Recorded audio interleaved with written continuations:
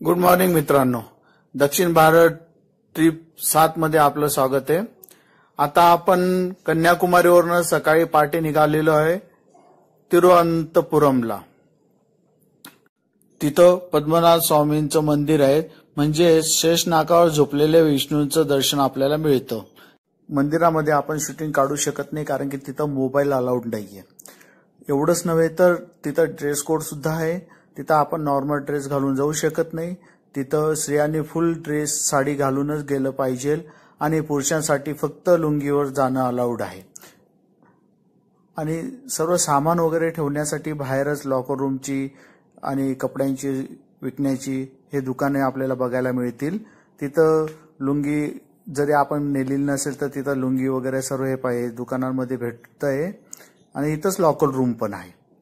आपण आपले सामान चावी वगैरे सर्व काही इथंच ठेवावं लागतं। हे तळ आहे मंदिराच्या बाहेर। मंदिरामध्ये गेल्यानंतर विष्णूचं आपल्याला 3 टप्प्यामध्ये दर्शन भेटतं। पहिल्या दरवाजामध्ये शेषनागाचं आणि विष्णूचं डोकं आपल्याला बघायला भेटतं। दुसऱ्या भागामध्ये पोटाचा भाग बघायला भेटतो आणि तिसऱ्या भागामध्ये आपल्याला पायाचा भाग बघायला मिळतो। ह्या पद्धतीने दर्शन घेतल्यानंतर आपण बाहेर आलोय। बाहेर आल्यानंतर फोटो सेशन करून आपण निघालोय पुढच्या मार्गाला। हे चंद्राय मंगलम गाव आहे। तर इथं जटायूचं स्टॅच्यू आपल्याला बघायला मिळतं डोंगरावर।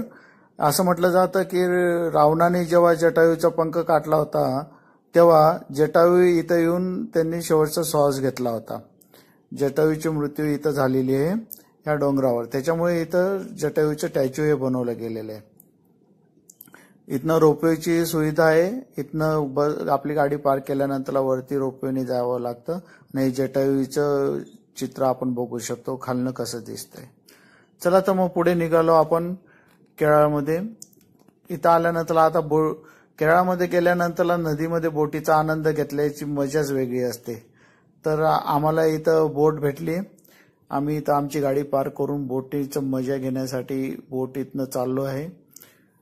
साधारण पर हेड 90 रुपये आम्हाला बोटीला तिकीट लागलेलं आहे। आपली जशी सिटी बस असते तसंच इथं ही गव्हर्नमेंटच्या बोटी असतात प्रवाशांना त्यांच्या स्टॉपवर घेऊन जाण्यासाठी। तर आम्ही साधारण 1-2 स्टॉप पुढे जाऊन परत ह्या बोटीने परत येणार आहोत।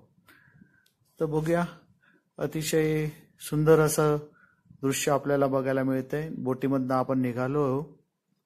हे बोट ड्राईव्ह करताय गौरांग गौरांग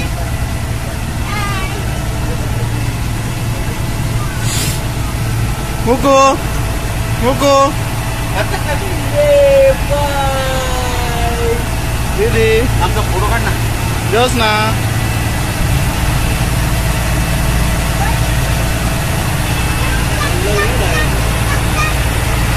रचना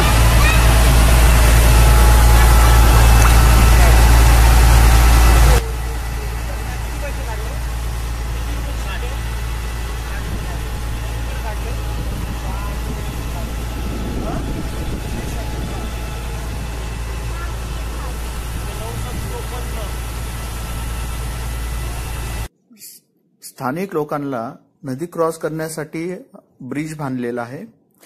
तो ब्रिज ओपन अँड क्लोज करता येतो, कारण की त्या बोट जेव्हा आपली जाते त्यावेळेला तो जो ब्रिज बांधलेला असतो तो ओपन केला जातो।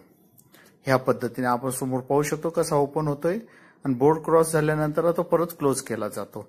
म्हणजे स्थानिक लोकांना ह्या साईडवरनं त्या साईडला जाण्यासाठी चा मार्ग येतो। आता आपण इथं या स्टॉपला उतरलोय। ही बोट जाऊन राहिली, बघू शकता आपण कशी जाते। आता इथं उतरल्यानंतर आपण तिकडनं दुसरी फेरी बोट केव्हा येते तिची वाट बघूया। त्या बोटीची वाट बघून आपल्याला पुढे आपल्या गाडीपर्यंत त्या बोटीने जायचंय। चला तर मग ती बोट पण आलेली आहे। हे बघा, ह्या पद्धतीने समोरचा व्ह्यू आहे बोटचा। अतिशय सुंदर अशी बोट आहे। हा स्टॉप आहे बोटचा। इथं स्टॉप झाल्यानंतर आपण बोटमध्ये बसून आपण पुढे आपल्या गाडीकडे जाऊया।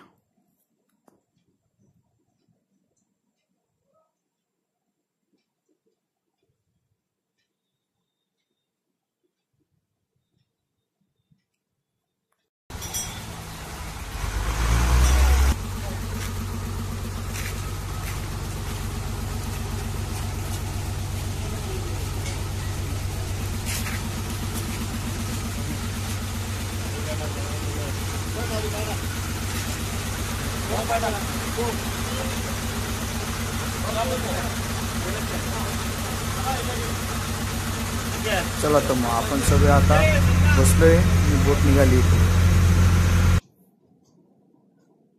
परत आपल्याला ब्रिज आडवा आलेला आहे, तो बघू शकता परत कसा ओपन होतोय.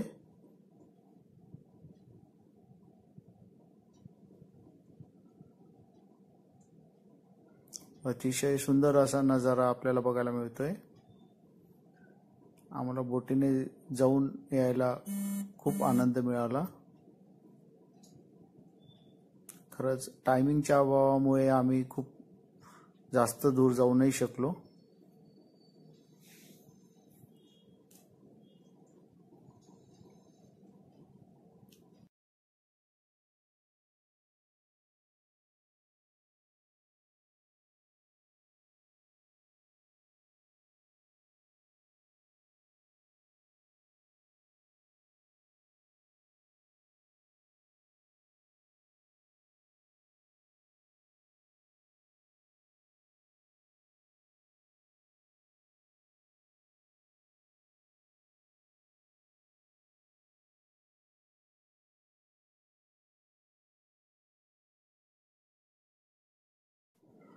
चला तर मग आता पुढे आपला स्टॉप येणार आहे.